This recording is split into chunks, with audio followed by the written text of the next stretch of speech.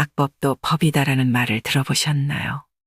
소크라테스가 사형 선고를 받고 독배를 들기 전에 한 말로 우리에게 알려져 있습니다. 그런데 사실 이 말은 소크라테스가 한 말이 아니라고 합니다.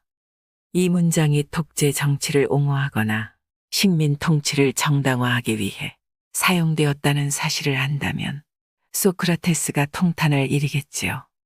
다행히 우리나라 교과서에도 실려 있었던 이 말이 2002년에 없어졌다고 합니다. 오늘은 소크라테스의 마지막 순간을 회상하며 철학하는 시간을 가져보려 합니다. 소크라테스가 정말로 마지막에 남겼던 말이 무엇이었는지 함께 나누고 싶습니다.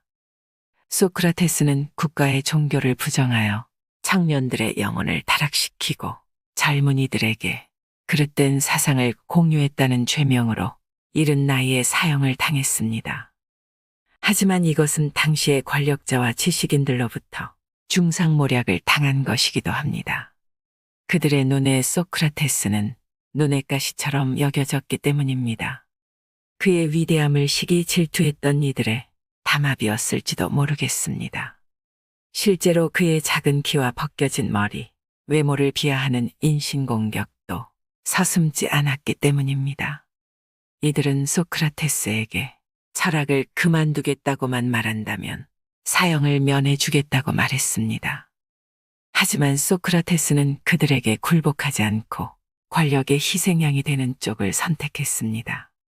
그가 목숨을 구걸하지 않았던 것은 소크라테스를 죽음으로 내몰았던 이들을 더 초라하게 만들었습니다. 소크라테스의 마지막 일화를 들려드리겠습니다. 소크라테스를 사형으로 몰아넣은 이들 중 한 명인 아니토스가 말했습니다. 소크라테스여, 나도 그대가 죽는 걸 바라지 않네. 그러니 당신이 철학을 그만두겠다고 말하면 그러면 당신을 무죄라 하겠네. 그러자 소크라테스는 법정에 서 있는 자신을 바라보는 수많은 아테네인에게 이렇게 말했습니다. 아테네인이여, 나는 그대들을 사랑합니다. 그러나 나는 그대들에게 복종하지 않습니다. 나는 오직 신에게 복종합니다. 나는 내 목숨이 붙어 있는 한 진리를 사랑할 것이며 여러분에게 충원하는 일을 그만두지 않을 것입니다. 아침이면 일어나 광장에 나가서 젊은이들과 이야기하는 오랫동안 내가 해오던 일을 버리지 않을 것입니다. 그대들은 위대하고 지혜롭고 씩씩한 아테네의 시민입니다. 우리의 선조들은 그렇게 나라를 세웠고 일구었으며 그런 자랑스러운 나라를 우리에게 물려주었습니다. 지금 여러분의 정신 상태는 어떻습니까? 장사꾼처럼 온통 돈벌이에만 눈이 멀어 있지 않습니까? 참된 명예에 대해서, 진리에 대해서, 그리고 고매한 영혼에 대해서 아무런 신경도 쓰지 않는다면 이것이야말로 부끄러운 일 아닙니까? 여러분은 덩치가 크고 혈통이 좋은 말입니다. 그러나 덩치만 크고 굼뜬 말입니다. 이런 말에게는 착달라부터 괴롭히는 등해가 필요합니다. 나 소크라테스는 여러분의 등해인 것입니다. 죽음을 두려워한 나머지 불의에 굴복하는 일은 결코 없을 것이며 불의에 굴복하기보다는 차라리 기꺼이 이 자리에서 죽음을 택할 것입니다. 소크라테스는 아테네인들의 사상을 비난하고 잘못된 것을 채찍질했습니다. 마지막까지 뜻을 굽히지 않고 소신 있게 말했습니다. 자신을 죽이는 일은 당신들을 해치는 일이 될 것이라고도 말했습니다. 황당한 죄목으로 재판장에 선 소크라테스는 1차 재판 500명의 배심원 투표에서 280대 220이라는 결과로 유죄가 확정됐습니다. 2차 재판도 360대 140으로 사형이 확정됐습니다. 음흉한 삶은 아무런 가치가 없다며 목 놓아 외쳤던 소크라테스의 목소리는 지금의 우리에게도 큰 울림으로 다가올 것입니다. 사형을 눈앞에 두고 이렇게 용기를 낼 수 있는 사람이 과연 얼마나 있을까요? 소크라테스의 친구 크리토는 그냥 지켜볼 수 없었습니다. 사형 대기실에 있는 소크라테스에게 탈옥을 권유했습니다. 반성하는 척하고 벌금 몇 푼을 내고 말면 될 일이기도 했습니다.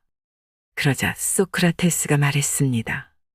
친구여, 나는 언제나 나의 이성적 사유에 입각하여 가장 올바른 것으로 판단되는 원칙만을 따르며 살았네.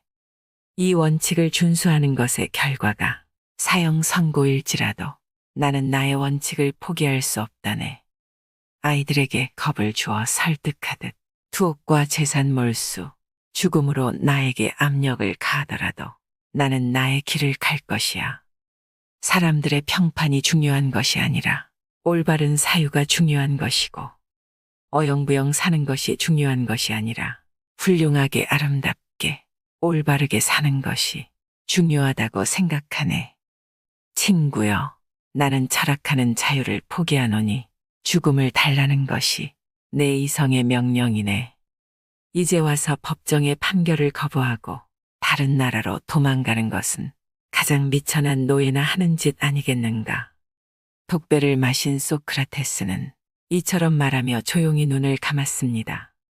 이승을 떠나면서 그가 크리톤에게 남긴 마지막 말은 아스클레피오스에게 닭 한 마리를 빚졌네. 자네가 갚아줄 수 있겠나. 갚아주면 고맙겠네였다고 합니다. 죽음 앞에서 그렇게 의연할 수 있는 것은 소크라테스가 가졌던 철학의 힘이 아닐까 합니다. 그가 가졌던 진리와 신념이 목숨보다도 중요했다는 사실은 소크라테스의 죽음으로 증명되었습니다. 나는 이제 이 세상을 떠나야 할 때가 왔고 우리는 서로 각자의 길을 가게 될 것이다. 나는 죽게 될 것이고 당신은 살게 될 것이다. 어떤 것이 더 좋은 것일까? 오직 신만이 알 것이다. 소크라테스는 강직하고 올곧은 인생을 살다간 위대한 철학자입니다. 오늘날에도 이렇게 회자되는 것은 아마도 우리의 인생을 조금이나마 풍요롭게 하는데 도움이 되기 때문이겠지요. 오늘은 소크라테스의 명언을 준비했습니다. 그의 철학을 음미하며 내 것으로 만드시길 바랍니다. 가장 나쁜 사람이 누구인가? 그대로 하여금 줏대 없이 이리저리 흔들리도록 꼬드기는 사람이다. 모든 말과 행동을 칭찬하는 사람보다 친절하게 단점을 말해주는 친구를 가까이 두어라. 인간은 벗과 함께 적도 있어야 한다. 벗은 나에게 충고를 해주고 적은 나에게 경계심을 길러줄 것이기 때문이다. 비록 내 집이 작더라도 진정한 친구로 채울 수만 있다면 나는 만족하겠노라. 친구는 충고를, 적은 경고를 준다. 우정은 느리게 시작하고 항상 유지해라. 세상을 외면하고 있을 때 그 벽을 뚫고 오는 사람들한테 마음을 써라.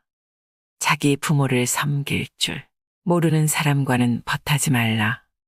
왜냐하면 그는 인간의 첫걸음을 벗어났기 때문이다. 부자가 재산을 자랑하더라도 그 부를 어떻게 쓰는지를 알기 전에는 칭찬하지 마라. 인간 사회는 안정된 것이 하나도 없음을 기억하라.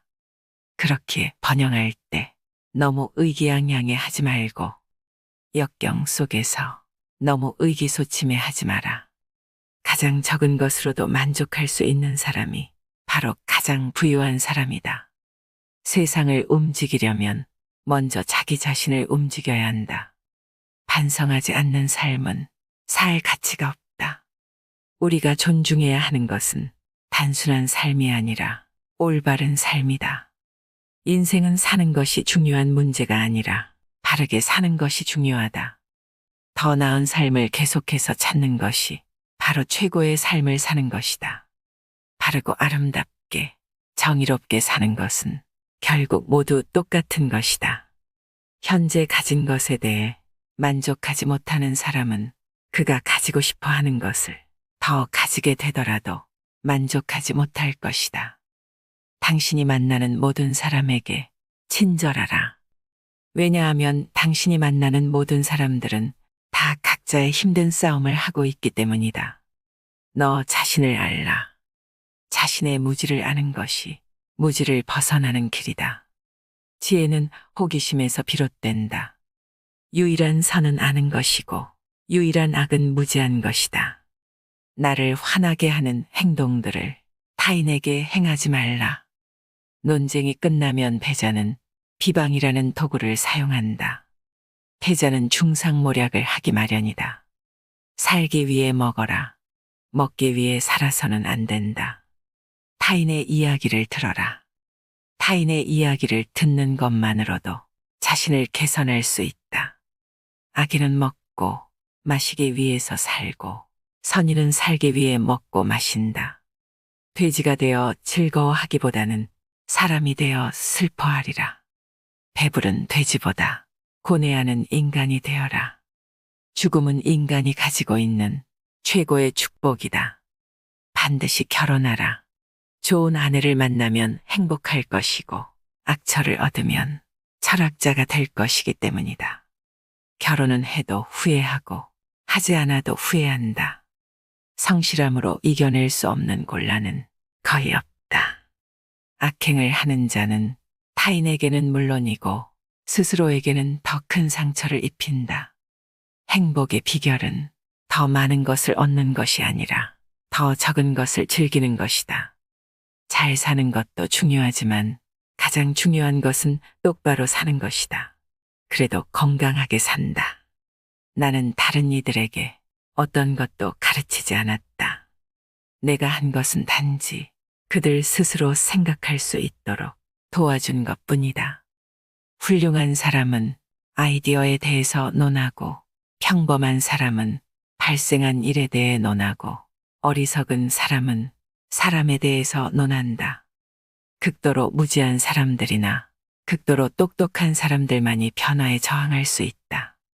가장 쉬우면서도 고귀한 길은 다른 일을 짓밟아 올라가는 것이 아니라 자기 자신을 발전시켜 올라가는 것이다.